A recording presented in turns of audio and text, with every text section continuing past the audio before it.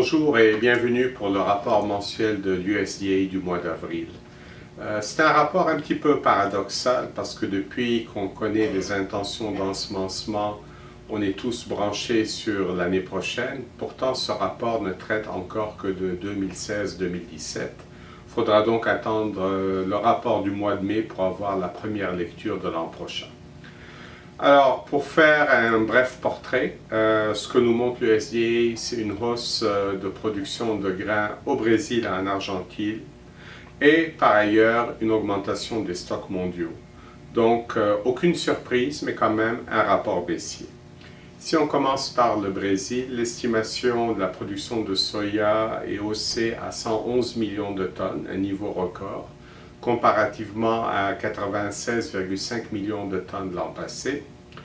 La récolte de maïs est aussi projetée atteindre un niveau record, cette fois de 93,5 millions de tonnes, contre seulement 67 millions de tonnes l'an passé.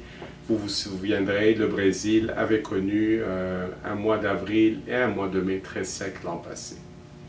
Pour l'Argentine, la production de soya est maintenant établie à 56 millions de tonnes, ce qui est quand même très proche du niveau de l'an passé qui était de 56,8 millions de tonnes.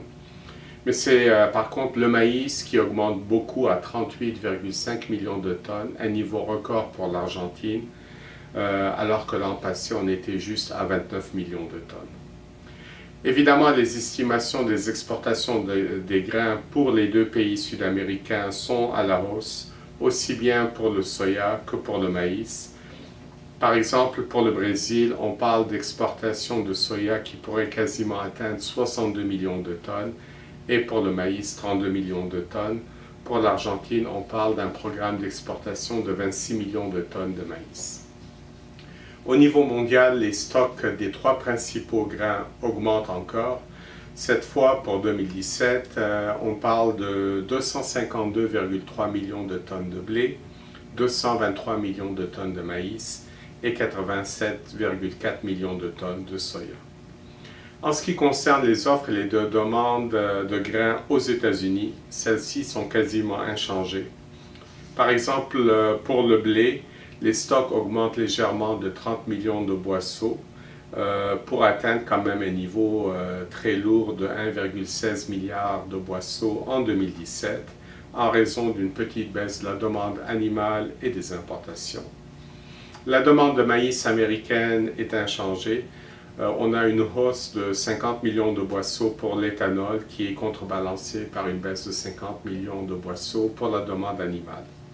Finalement, pour le soya, les stocks américains en 2017 augmentent de 10 millions de boisseaux pour s'établir à 445 millions de boisseaux et le prix moyen projeté pour le soya cette année baisse de 5 cents, la fourchette étant maintenant de 9,40 $ à 9,70 $ du boisseau.